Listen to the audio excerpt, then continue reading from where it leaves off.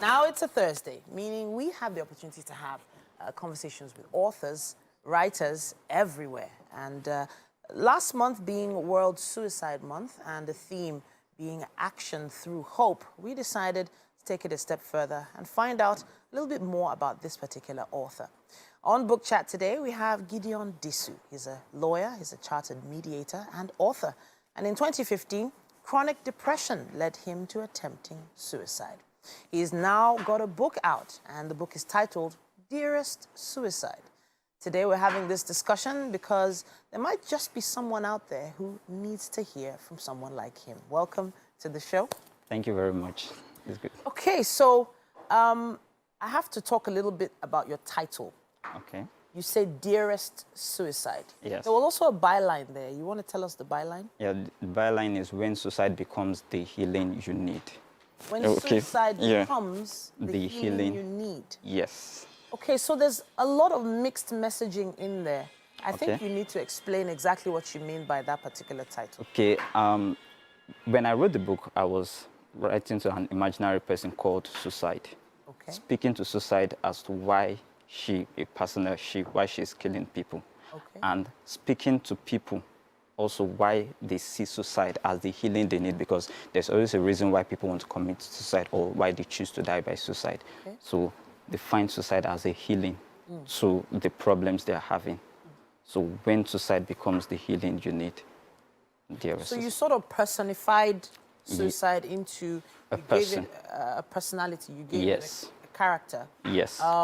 So now that other line, the healing you need, Okay. I've already mentioned here that in 2015, that also happened to you. Yes. So will you share that story with us?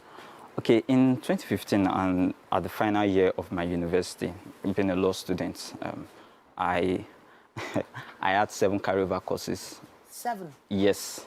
Wow. In fact, it wasn't just 7, it was 11 that I was writing. So after writing those final courses, I failed 7. Okay. So thinking of going to law school, then coming back to the faculty to see that I have 7 carryover, it cut me off. And in the middle of that, I was also having relationship stuff, trying to, Okay. So that happened, but more of the 7 carryover courses, because I'd been writing it since 200 level, failing different courses. So coming to the reality that I'm not going to go to law school and I'm not going to graduate with my friends cut me off, and that was when I felt depressed. Okay, so you feel like the depression started after you had failed these courses, or did you probably already have those symptoms before you were failing? I was already having them, it was a personality. It wasn't just about the books alone, home affairs. My parents are pastors, I'm child of a pastor, so different complexities coming together affected everything. So the courses that I now feel like blew up what had been keeping me in. Okay, so of course, going to university these days is quite expensive. There's a lot of Yes. responsibility on parents as well. And of course, coming from a religious family, Yes. pressure to pass was also there. Yes. You mentioned relationships. Yes. Do you think there were any other things that could have also pushed you down the depression road? Yes, there were. I grew up as a Christian person, so I was having activities in the fellowship, so I was unable to express myself.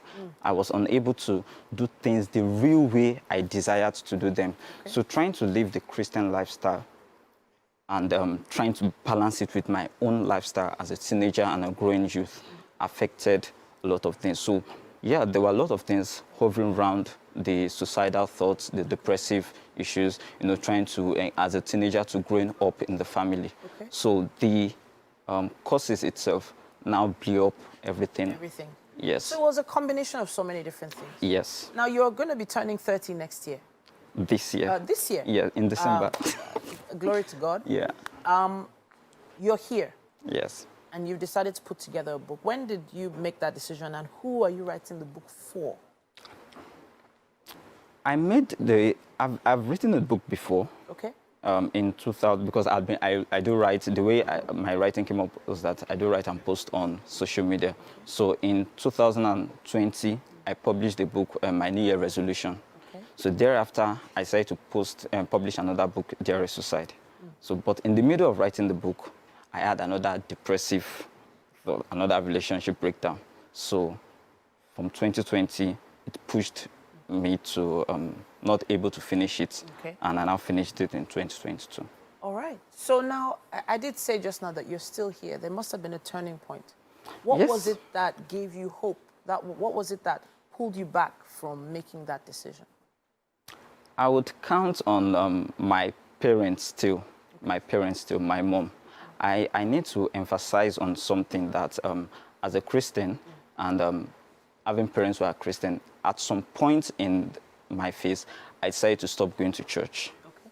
So, but my parents being Reverend and Reverend Mrs., still accepting, I live with them though, still accepting not to allow me to go to church since that is my decision, and they still going to church. That helped me, embraced me closer and kept me. Then the writing of the book also, because writing is a therapy. Okay. Yes, so that also helped me and kept me still. So writing your thoughts down in the way you structured each of your chapters, Yes. you titled them like lyrics to a song. Okay. You wrote them in a kind of rhythmic format, a little poetic-like. Yeah. It's not just continuous writing. They feel like thoughts. Yes, yes. So when you say therapy, how was this therapeutic for you? Because, you know, there are many times that you are unable to express yourself to someone around you or just someone close to you. You are unable to say what exactly is the problem affecting you. Okay. So I decided to be writing them in that. I chose to have a unique style of writing. Yeah, some people call it poem, but I chose to have a unique style of writing. So just, you know, writing it that way, putting those thoughts down, the exact way they're coming in my head, and putting them down and being creative also about it, because I'm not just writing for myself, I'm writing for people to also read and enjoy. So that creative style and that writing pattern helped me to push out my expressions the more, and to be able to push out the thoughts that I might have, the things that I know I really want to say because they're affecting me, but I'm unable to express them, because if I want to say it maybe to you, you may not be able to act that. How dare, like, Dearest Suicide, how dare you talk about suicide in this? But I need to tell suicide something that is affecting me. Okay. So. Okay.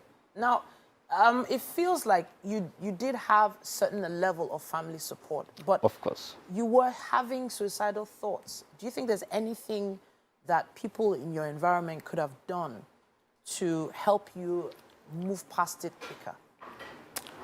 Of course, when you have suicidal thoughts, it is always advisable to speak out, to reach out to people, tell some.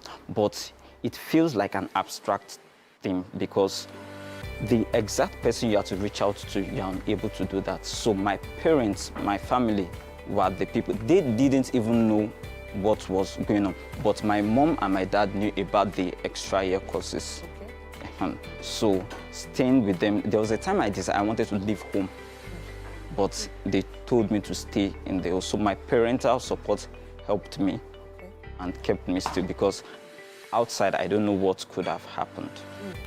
It feels like there's a lot that you were able to express, a lot that you were able to get out or get off your chest through writing.